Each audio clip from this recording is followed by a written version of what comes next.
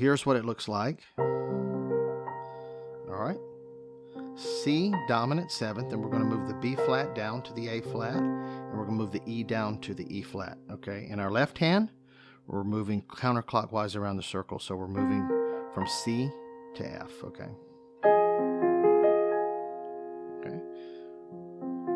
And then we're going to move the E flat down to D, and we're, like I said, we're moving around the circle, so our left hand's moving to B flat. Okay. E flat minor 7. Okay. A flat dominant 7. You see how this is working? We're just going from dominant 7th to minor 7. Okay. And then we're going to be moving down from there to a D flat minor 7. Okay.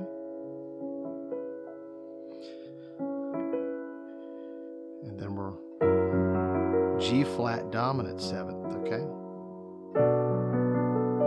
Okay. And I have a tendency to kind of tap the 5th on these.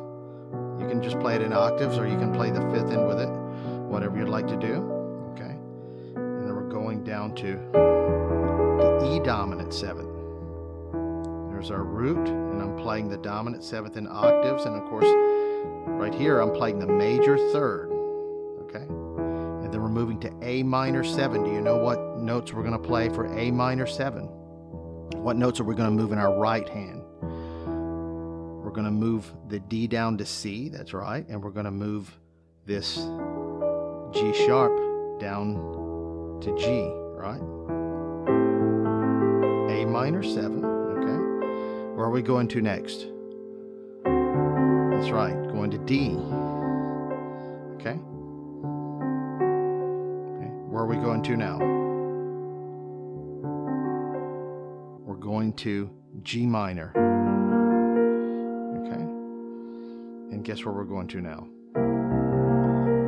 We're back on C, C7, C dominant 7. Okay. So let's take a look at the whole thing.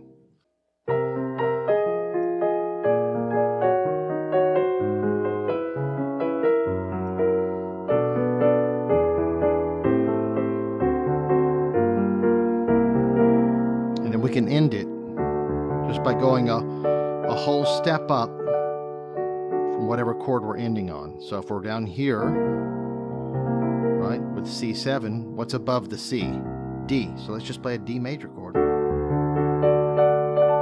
It gives you a little satisfaction, a little resolution there.